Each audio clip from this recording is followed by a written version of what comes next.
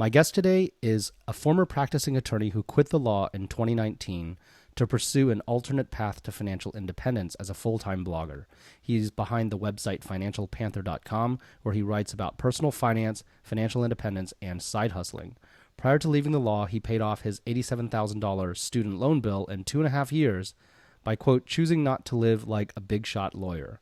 Besides blogging, Kevin generates additional income by leveraging gig economy side hustles, which he shares about on his blog. Kevin, thanks so much for joining us today to share your perspective on FIRE coming from a legal background. Yeah, thank you for having me. So I'm a big fan of yours. I've followed your blog for a while, and love a lot of the content that you put on there. I would love to start just by learning a little bit more about your background. At this point, I know you've left your law career. Do you consider yourself financially independent, early retired? How do you characterize your current status? Yeah, so I do not consider myself financially independent at all. I still need to work for money. The difference is that my view on what financial independence is kind of changed a little bit over the years. When I first started out, like discovering this, it was kind of like this idea of, grind it out in a job you don't like for 10 years, 20 years, something like that, until you have enough that you can then go and do what you want.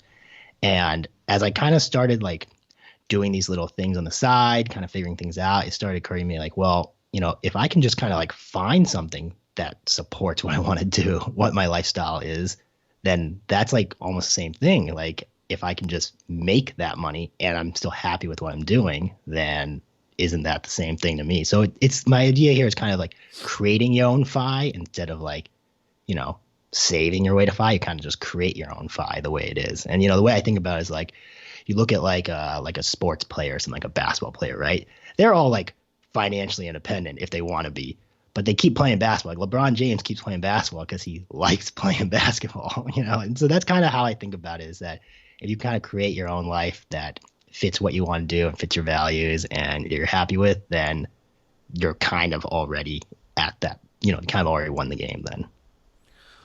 How did can you talk a little bit about like how your thinking in this regard evolved? Yeah. So my thinking on this was like, when you think about like the whole, 4% rule, which, most of your listeners probably have heard about this, where, whatever your portfolio is, you can pull out 4% of it. So the typical example is if you need, and this is what happens with a lot of FIRE people. It's like they go, well, I need $40,000 a year to live. So I need to save $1 million and then I am financially independent. And if you think about it, it's like, well, as I started like kind of like learning how to like make money on the side and kind of doing little things, it was like, what is easier to do? Save my way to $1 million or just like find something that can make $40,000 a year that I like really want to do?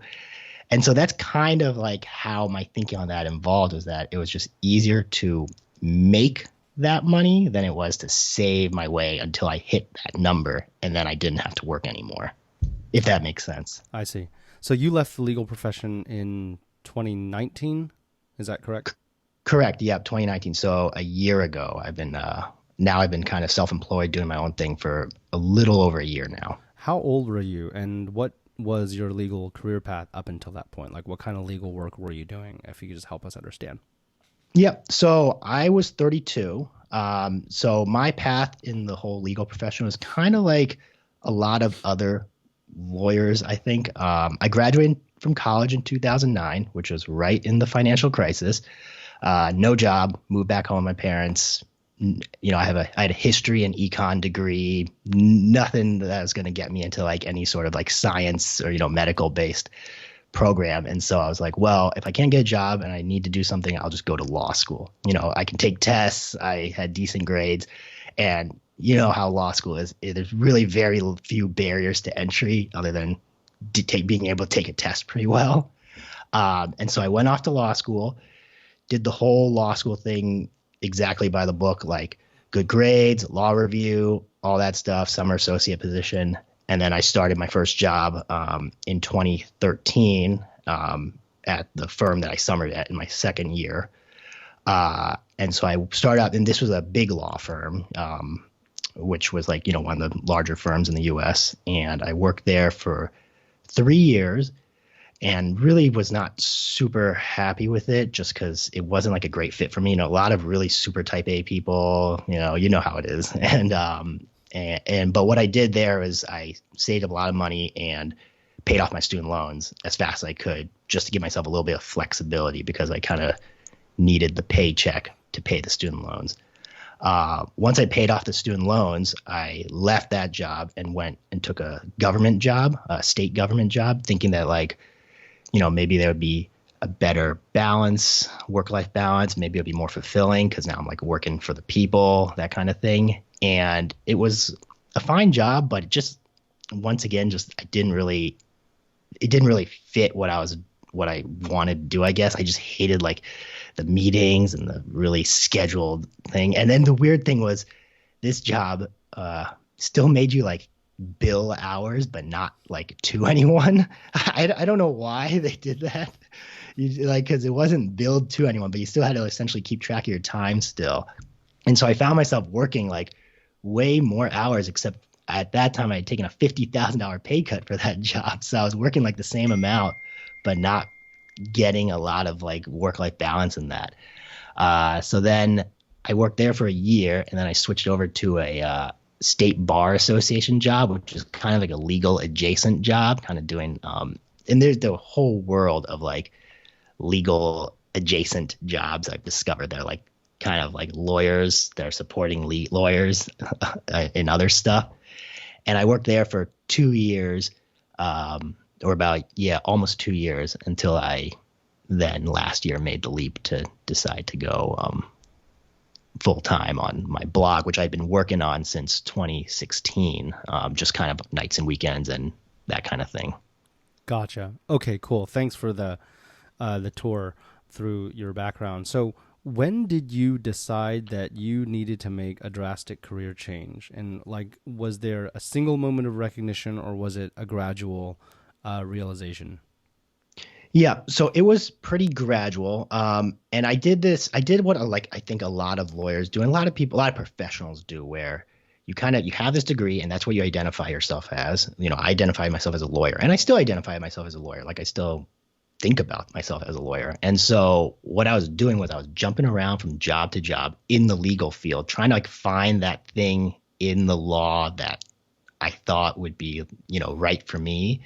And you see this a lot with a lot of young lawyers, where if you notice they jump around from tons of jobs all the time, like different law firms, and you kind of wonder like, why are they doing that? It's probably because they're, unhappy with that one job. So they keep thinking maybe the grass will be greener on the other side. And so I kind of knew that I was trying to find something. And then the real turning point for me in 2018, I had a really terrible day at work. My boss had gotten mad at me about something. I don't even remember really that well anymore. But whatever it was, it got me fed up enough that I wrote on my calendar for a year later from that date. So I went 365 days in the future, and I wrote "quit job by today." And I scheduled that for April something 2019. And I kind of knew that was like my end date. I was like, I got to do something else by then. And I managed to get out of there sooner. I left my job in March. So, but yeah, so it was just one really bad day that really solidified my head. I need to go and make a move into something else. Gotcha. Okay, so I'd love to ask, when you quit, and actually even up until now, is fire the goal, or, in your definition, the way you defined it a moment ago? Because in my mind, I think that, it's interesting that you characterize as like the traditional way of thinking about fire is I need 40,000, so I need to save 25 times that. Why not just find something that you enjoy doing that can pay you the 40,000, and then you can maybe perhaps get to that state a lot faster. But for somebody like your background, it's not going to be hard to find something that pays 40,000. It should be quite easy. There are many options that presumably would be open to you that would be fulfilling for even way more than 40,000.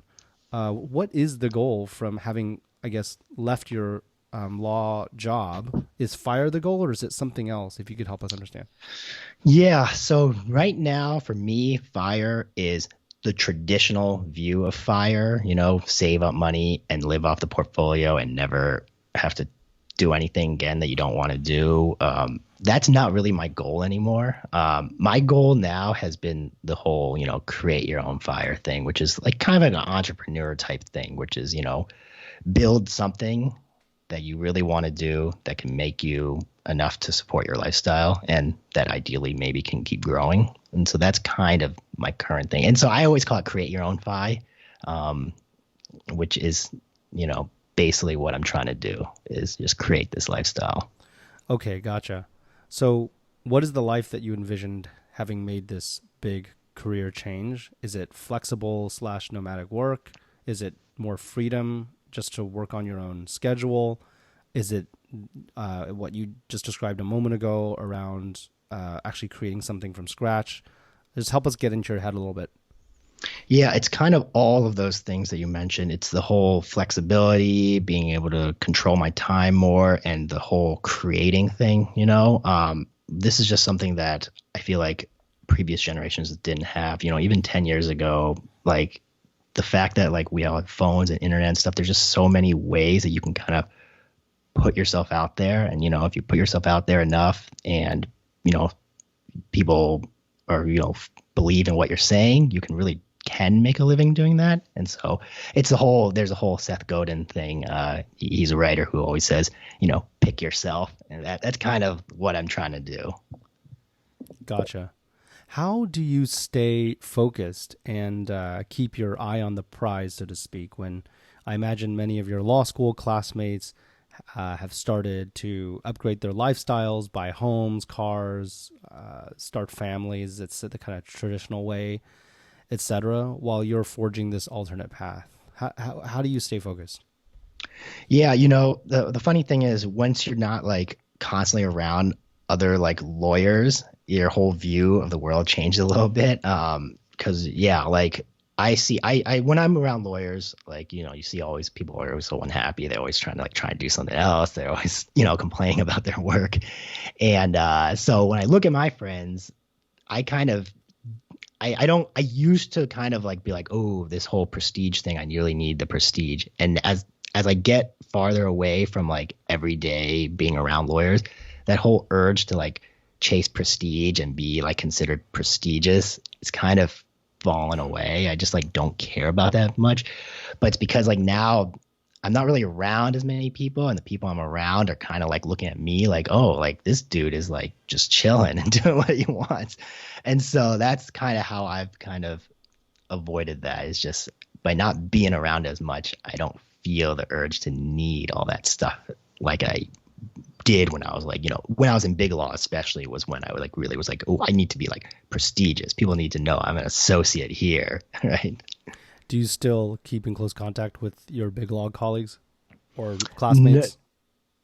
Just like some of my closer law school friends, but a lot of my closer law school friends were kind of like me. Like they all tried to get out of big law pretty fast, and they're all kind of doing other things now as well. You know how it is with big law; people don't last super long time. Yeah, gotcha. Yeah, it makes sense.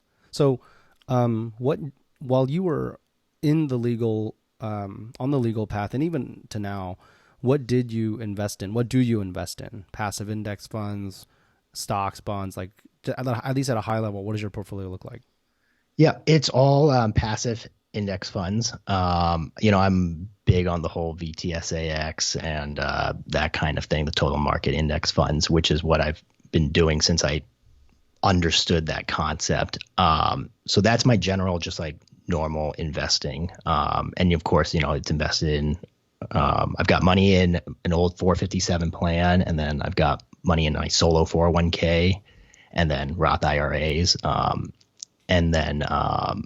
So that's my normal investing. And then the other way I think about investing is this business that I'm making, all these little things. I think of those as kind of investments as well. And they are. I mean, like, I put time, I put money into them. And so that's kind of my two investment thing, is a business I've created that can hopefully continue to scale or grow or whatever, and then just regular traditional stocks and bonds type investing. How much did you have saved when you pulled the trigger, walked away from the law? Yeah. So when I moved from the law, I had a big emergency fund. I've always had this emergency fund that is like kind of a unique one because it gets 5% interest in FDIC insured accounts.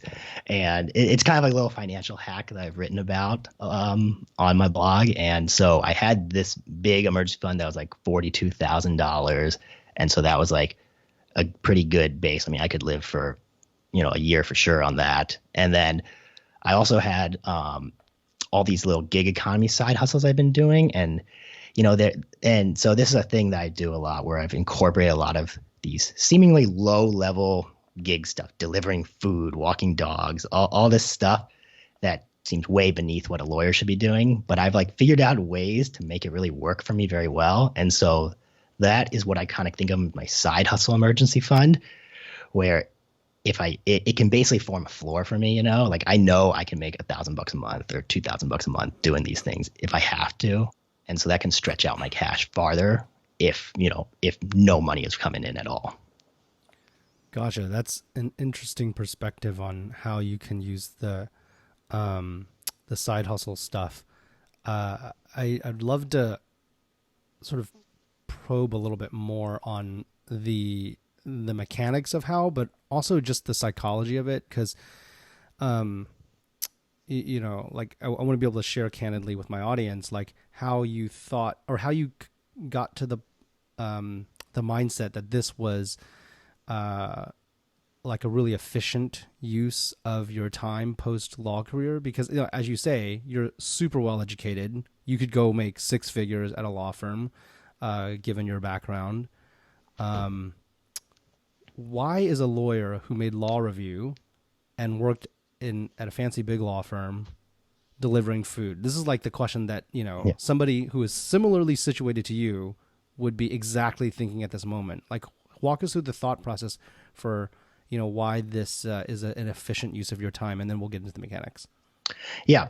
So for me, one of the things that I started doing, and I started doing these like gig economy stuff even while I was in big law, like I was doing it. And the reason why is because the way these apps work, I could fit them into the things I was already doing. So as the food delivery as an example, I would turn them on before I left the office and get deliveries going back towards my house. And so I would essentially deliver food on my way home. So make a couple bucks, right? And yeah, it doesn't seem like that much, but when you add it up every day over the course of a year, it does add up into something. And then if you invest that and let that grow, it really grows. And so that's kind of like the first thing I did. It was like, I didn't feel like I was using up much time or, really dedicating time to it. It just seemed like it was just monetizing the things I was already doing, commuting, walking, exercising, that kind of stuff. As for why I think it's worth it, besides that, like my thing was like, money is like not the number one motivator for me and for most people of why they do things, because obviously if you could make like $1 billion a year, but you also work 23 hours a day, you might not do that. I don't know. Like, it's like one of these things where you kind of have to decide like how much time do you want to spend on it and whether that's like really satisfying to you. So for me, people would tell me this. They'd be like, why don't you like do something else legal related, right? And my answer was, I don't like doing that stuff. So that's not really like fun for me. And like, if I'm picking something as a side hustle, I don't want to do something that's not fun. Like the whole point of it is it's a side hustle. I don't need it to live. So if I'm doing it, I better want to do it. And so when I was looking at some of these things, it's like this gig stuff, just, I don't know what it was. It was just, I found it really fun. It was like, I was biking around, I was exploring. It was like low level stuff. And it was like kind of the opposite of what I was doing. Whereas like if I'm spending 12 hours a day sitting at a desk, really having to use my brain a lot. And well, I guess not always having to use my brain a lot, but like having to sit at a desk, then the very opposite of that is being outside, biking around, picking up food. And so that's kind of how I ended up thinking about that. I was willing to trade money for what I thought was a more enjoyable experience. Is it the aspect of being out and about and, getting a breath of fresh air and exercise that is appealing? Because I think the thing that I imagine folks listening might struggle with a little bit is there can be a fine line between that and just be turning into a laborer, which is, there's no knock on that at all. But you have a lot of other options. And so, at the time that we're recording, there's a lot of people struggling out there right now who would love to have the options that you have. And so, like how is the appeal, because, you know, again, it gets you out and about, breath of fresh air, exercise, etc. And how do you make sure that it doesn't start occupying so much of your time that you essentially turn into a laborer? Does that make sense? Yeah, it does. And, you know, the way, so yes, I think it is the whole getting outside and kind of being able to like be out in the world. You know, there's just nothing more enjoyable to me than, you know, on a weekday, you know, when it's like nice 70 degrees or something, to be like outside when most people aren't outside at that time. As for how to like make sure it doesn't occupy a lot of my time, that is a challenge, because here's the funny thing. Like a lot of times I'll be like, okay, I'm going to go do some deliveries for like an hour. Right. And I end up doing it longer. Right. And it's not because like I feel like I need to. It's because I'm like enjoying it so much that I kind of lose track of the time. But you know, for me, a lot of what I'm doing is because I don't spend time like sitting there. If nothing's happening, like I'm done. And so the nature of a lot of these gig stuff is you can't, if you stretch it out over a long period of time, the amount you're going to make is going to be less and less per like hour, which is just like the way it works. Because, you know, if you think about like a food delivery thing, it's busy from 11 to 1, or it's busy from 5 to 7, something like that. And so you have a lot of stretch in between that kind of just naturally forces you to go do something else. And fortunately for me, I've like built other things. So obviously when I'm done with that stuff, like done doing like my gig things, I can go back and start working on the blog again and start working on other things. And so that's kind of how it just naturally does it. And so why I don't like become like a laborer, I guess. Not that there's anything wrong with it. I think that doing this kind of stuff is actually very helpful for anyone who's kind of thinking about financial independence and stuff, because it kind of like gives you a kind of sense of humbleness when you're out like doing things that are like beneath what you think you're supposed to be doing, which can, you know, help avoid lifestyle inflation and all that kind of stuff that kind of tends to knock us off our path. How do you eat? Because if you're delivering food during the meal hours, how are you eating? Oh, yeah. Well, so one thing you can do, and this is what I've done a lot, is you can order, like I'll order food from a place that I know I'm going to get a delivery from, and I pick up my food along the way. That's a multitasking right there. That's kind of an interesting thing. You know, I've been doing this where like if I deliver food from like a Buffalo Wild Wings, let's say, people leave like receipts there. Or you get the receipt, you can just enter that in as like, you're probably not supposed to do this, but you can enter it in as like your reward code. And that's why I keep getting points when I'm like delivering food from Buffalo Wild Wings. And I can buy myself free food later from there. That's funny. Yeah. Okay, cool. So at this point, what are the, so it sounds like food delivery is obviously one of the side hustles you're doing. Are there others? And what are the range of things? Yeah. So my world is very different now, pre and post pandemic stuff.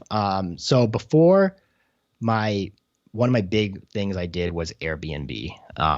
And you know, we had a house with a guest bedroom that was never used. And so, you know, back in 2016, we put up that room on Airbnb, and it just like, because of our location, we're close to a large university, it just instantly started getting booked, and like so booked that I would have to like block off days, because otherwise I would be like constantly having a person in my house. And that room was like huge. It was, you know, you can make it was like making $1,000 a month just from one room from Airbnb. And the stuff I was doing was like, you know, making the bed in the room, vacuuming, sweeping, cleaning the house. And that was stuff that benefits me too, because I needed to also live in a clean house. So I did that. And that has kind of, I've stopped doing that now. And currently the plan was for this year, for 2020. I had a baby in March. So that Congratulations. Yeah, thank you. Thank you. And so that put a stop to Airbnb, because we just didn't want to have people in our house when we have a kid. But our plan was to keep Airbnb when we were traveling. Obviously we haven't traveled anywhere in the last, you know, probably won't be traveling anywhere this year, I bet. So nothing's happened on the Airbnb front this year. For another one we did was Rover, which was dog sitting. And the way I thought about that one was I already own a dog, and so all I had to do was watch a second dog in my house, and it's not really much work to watch a second dog when you already have to watch your own dog. And so that was like, what if they poop around? They're not familiar with the location, or they fight with your dog. right. So beforehand, I always made this very clear in my profile. Your dog needs to be comfortable being at home. And the thing is, most people's dogs are fine being at home because most people have to go to work, and you're not leaving your dog with someone if your dog isn't good. And so beforehand, I always meet them beforehand at a park by my house, make sure our dogs get along. And then the great thing is, once you've been doing it for as long as I have been, I've been doing it since 2015. And so you build up this repeat base of dogs. And the great thing about that is once you've watched a dog once and you know what you're getting into, you like always know, like all these dogs I watch now are almost all repeats. I would watch almost all of them for free, but because like they fit in so well. I love these dogs. Like a lot, if these people like were like, we got to give up our dog, I would just take the dog probably. Smart. So yeah, so that's just kind of like the way I started monetizing that thing. It was like a little side business that was like very easy to do. Yeah, and then the delivery stuff, I've already explained that. Yeah, so and then there's a lot of other types of gigs out there that I was doing too. The scooter charging was a very interesting one. What's that? What's that one? Yeah, this one is not working out right now because of the pandemic, but beforehand, these scooters, the Bird, Lime scooters, all that, they put them out all over the city and they need people to charge them. And my neighborhood would just have tons of scooters, so I just literally go outside, pick them up, bring them inside, charge them up, drop them back outside in the morning. And the advantage too, so like I had 1 month where I made like over $1,000 just charging up these scooters. And wow. Yeah. And the big advantage too is when I was charging up these scooters is I could ride them around for free while I was doing it. So I was just riding these scooters around to deliver the food. And then I would sometimes ride these scooters around and deliver food on them. So it was like, I was like kind of double multitasking this gig economy stuff. That's so funny. Yeah. Cool. So there's a range of things like dog sitting, Airbnb, food delivery, scooter charging. Anything major that you were working on pre-pandemic? Yeah, another one was dog walking. This one worked out. I did this a lot more when I had a regular 9 to 5 job because people would always my office was across from like apartment buildings and stuff that was that had tons of dogs, and at lunch is when people usually want their dog walked. And so this would be perfect for me because I could basically just spend my lunch hour, like I could take 30 minutes of my lunch hour, go outside, go for a walk, and get paid doing it.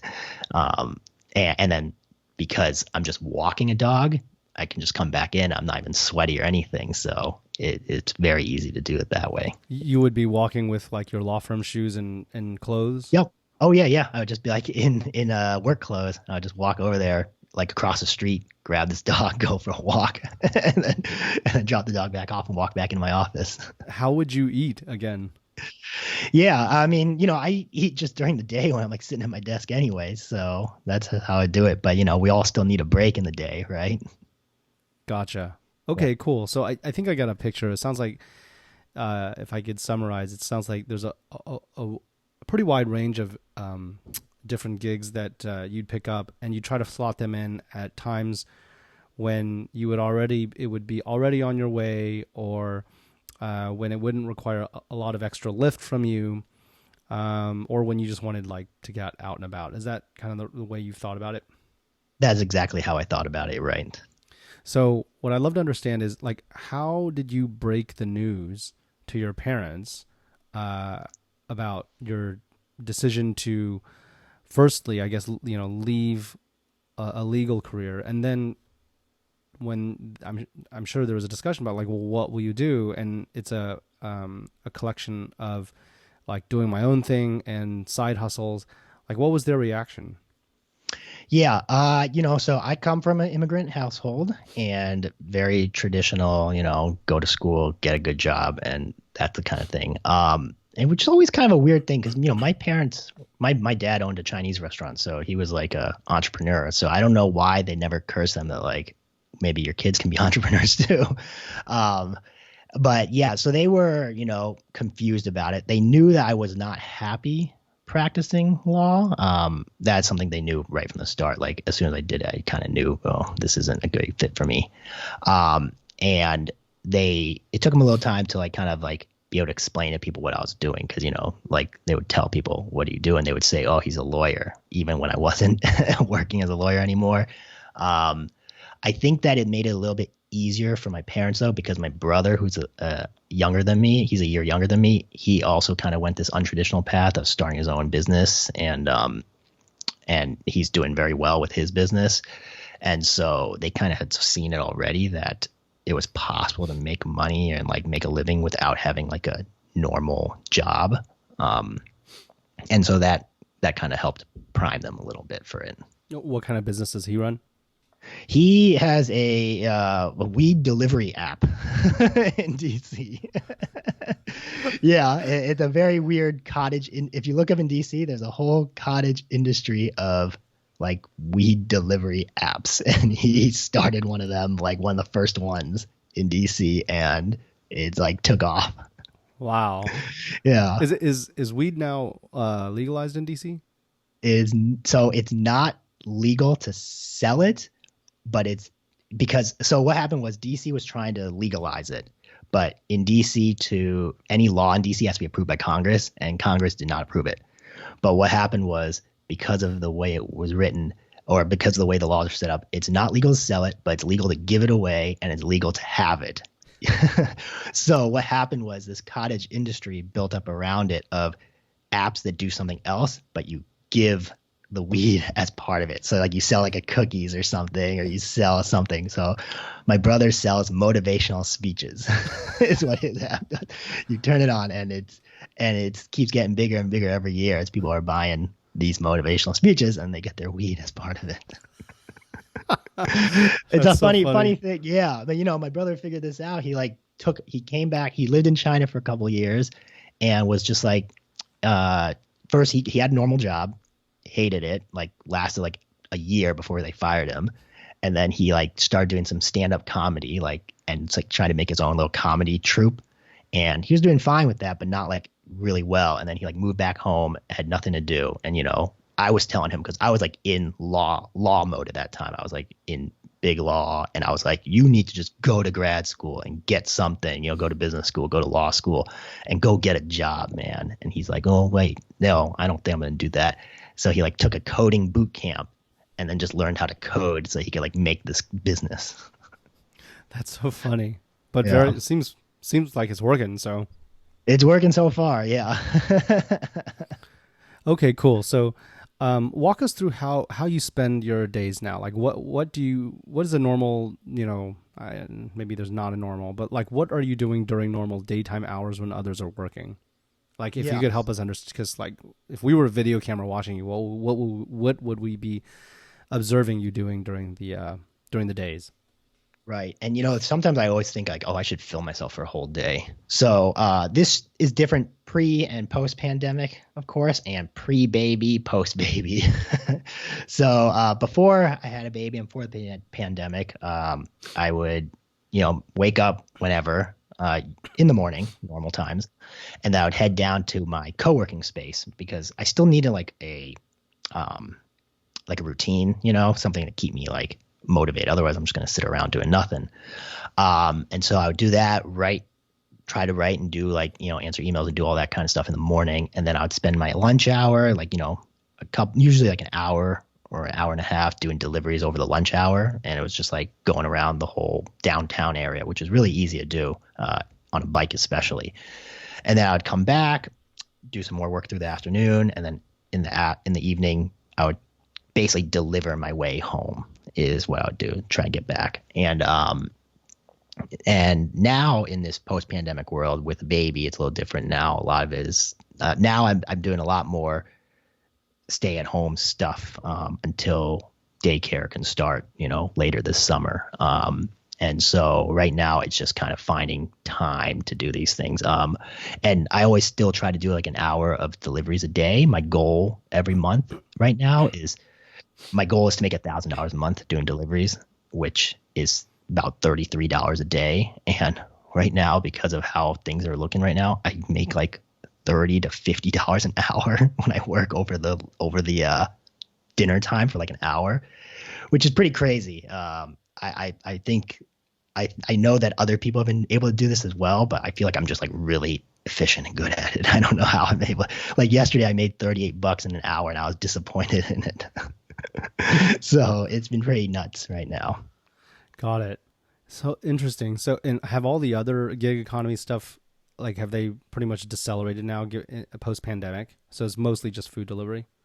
Right. It's delivery stuff is really big now. Everything else that is like relies on travel is like nothing. So no, I haven't watched any dogs or walked a dog in, 2 or 3 months now. So it's been very quiet on that front. Oh, got it. Because I guess folks are working at home anyway. So People are working at home now, so who knows what the future of dog walking is going to look like, and people aren't traveling right now, which is when they need people to watch their dog. it makes sense. So pre pandemic and post, uh, like what, how much were you bringing in from the side hustles then? Yeah, so from my side hustle, I've been tracking all this stuff on my blog since 2016, the side hustling from the gig stuff, and it's always been between $1,000 and $3,000 a month, which is like a significant amount of money. I think for especially, I mean, depends on who you are, but if you think about it, it's like you can max out your Roth IRAs just like doing just these gig stuff, and so there's a lot of value in that if you can just like think about it like by day and not like if you don't think about it as like I need to make it all in one go. If you just do like if you only need to make $15 a day, $30 a day, like almost anyone can do that in like very little time. Like we all need to exercise. We all need to like be outside for a little bit, right? And so if you think like, well, if I can go bike around for an hour and make $30, isn't that like that's like a pretty good use of my time to do that? Have you ever thought, I'm just curious, have you ever thought about like scaling yourself a little bit and like hiring people under you to just get more more leverage out of these gig economy hustles? I mean, other people can obviously access the app themselves. They could just download it themselves.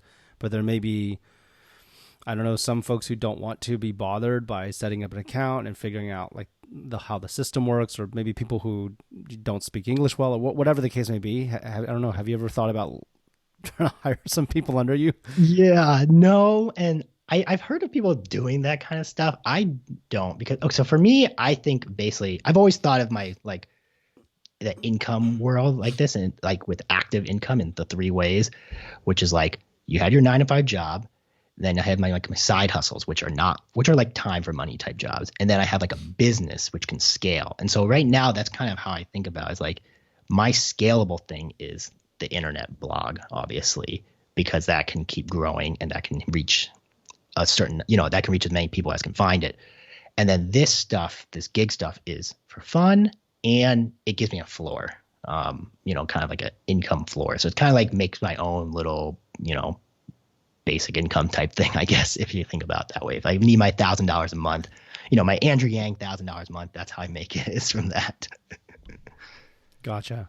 What do you do for health insurance right now? Yep. Right now, I pay for it myself through the state exchange. So when I left my job a little over a year ago, I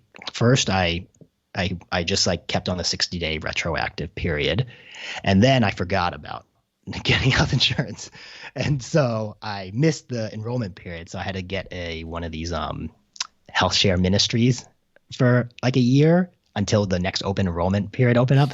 And I don't know enough about the health share ministries to know if it's like legit or not, but when the next open enrollment period opened up, I got myself just on a regular health insurance plan that I get from the state exchange. Got it. Okay, cool. So that makes sense. So now that you have a kid in your life, how does that influence how you think about all this stuff, career path, wealth building, how how you spend your time, your days, etc.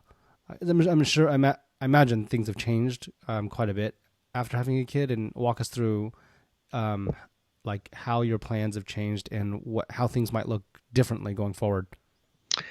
Yeah. So, the way things are looking right now is right now it's very nice that I have so much flexibility. My wife went back to work and she has not had a ton of time on her hands. And so the fact that I've been able to be at home and, especially right now, you can't really get babysitters because you can't have, people come in your house. And so it's been very helpful that I have had this flexibility. And obviously, in the future, I think we're fine, but obviously, and I think that I can continue to make income doing all my stuff that I'm doing. But, there's always a possibility that, yeah, right, because kids are more expensive and my life is a lot different than it was, 2 years ago or a year ago. And so there's always a possibility that, yeah, well, I have to go back and get a normal job that, if I can't keep making it with what I'm doing. How, I guess, are you able to make meaningful progress on the scalable business part of your time currently, with the new baby in your life, and how are you making that work, I guess? Yeah. So right now it's doing a lot of work during nap times and at night, which is, luckily, when babies are real young like this, it's much easier because they can't move and they sleep a lot. So it's easier now. I imagine it'll get harder as my son gets older and can walk and can start bothering me. Which is why we planned for a daycare to give myself, we planned for 3 days a week of daycare just to give myself a little bit of time and then, just give us all a little break. Do you think about, have you set any type of internal clock or deadline in terms of the blog needs to scale by whatever amount by this time? Otherwise, the kid may end up forcing my hand and I need to go back to how does your thinking work in this regard? Does that make sense? Yeah. And so for me, so when I left to go all full time on my blog, I was actually at a point where my blog was making almost as much as my day job. So right now, last year after I left my job, I had no change in my income. Actually, when you combine the blog and my side stuff, I was making just a little bit more actually than I made at my day job. Obviously, I would make more if I stayed at my day job, kept the blog, and kept all the side hustles. But I was at that point had been treating all the other stuff as basically just extra bonus. It's made a little easier by the fact that since I kept switching legal jobs and going kind of down in salary, it made it easier for me to leave because obviously if I had big law salary, it'd be a lot harder. And that's kind of like an unintended benefit, I think, of me jumping around in legal field, trying to find the better fit is because since my salary kept dropping over those years, it kind of gave me a little test run into can I live on less, without feeling any pinch. And I didn't feel any pinch. And so right now I'm pretty comfortable. The pandemic did kind of cut things down. You can kind of understand why advertising and affiliate things and all the things that you do to make money online have decreased due to the pandemic. And so I have seen a drop there. Now I'm making less than I was. My hope is that as things settle down one day in the future, maybe things will go up. So right now I don't have a real timeline. Long story, rambling here. But you're right. It could force my hand one day. I hope it doesn't. I don't anticipate it, but I do have, backup plans just in case. Yeah, it makes sense. That's pretty smart. So it sounds like affiliate and ad revenue is the primary way you're monetizing your website. Is that correct? Correct. Yeah. Gotcha. How much is it bringing in? Well, so right now I don't share my blog stuff online just because I know people do that, and I just didn't want to do that because I felt like it wasn't super helpful to people because most people are not going to try to most people, if they need to make money, are not going to be able to do it doing blogging. It took me 3 years before I even really felt like I was making progress. And so if you're trying to make money, you don't have 3 years to just sit around doing that. which is why I've only shared my gig stuff. And that's kind of how I've explained it, is the gig stuff was like, if you need money, here's how you do it. And this stuff here, this is for your side. But like, so I just haven't been sharing that. I've just been kind of keeping that just to not confuse people. Sure, no worries. But I guess it Yep. sounds like it's comparable, if not more, than the gig stuff. Is that accurate to say? Yeah, yeah. It's more than the gig stuff. So, like it's basically just the same as what I was making at my normal job before. Gotcha. Cool. Would you have gone to law school if you could do it over again? Uh, no, I wouldn't have. I enjoyed law school itself. I didn't enjoy practicing. But I wouldn't have. I think that law is one of those fields that you can stumble into, which is And why many casualties have. right, right, Yours truly included, I guess. right. Like, what did you major in when you were in college? History. That History. qualified you to pretty much work in any restaurant in America.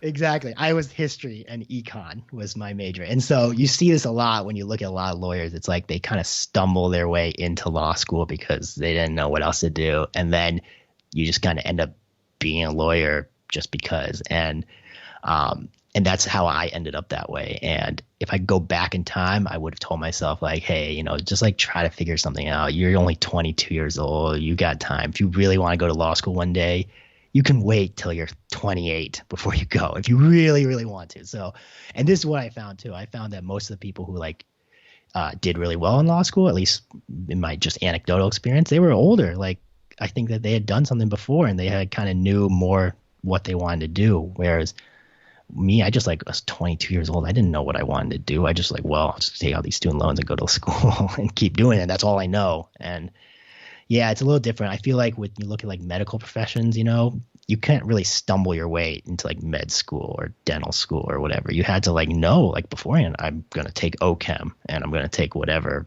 boring science class. And it's just a very different people entering it than law school.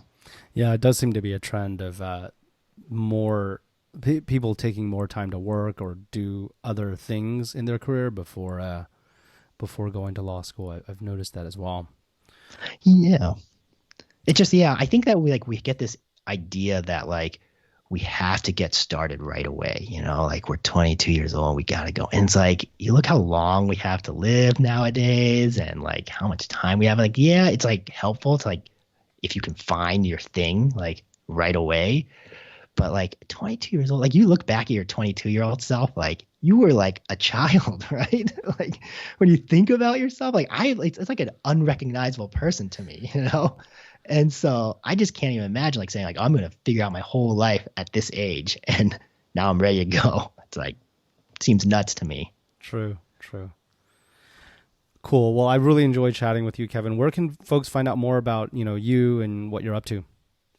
Yeah, so you can find me on my blog, financialpanther.com. I'm also on all the social media stuff. So Twitter is Financial Panther, but without the R at the end because it couldn't fit. And you can find me on Facebook, and Instagram is _Financial Panther. Cool. Well, we'll make sure to link to that stuff in the show notes. Again, really appreciated your coming on today and chatting with us about how you've thought about your career transitions and your path to financial independence. And look forward to sharing this with our audience. Thanks so much. Yeah, thank you so much for having me on. Cheers. Take care.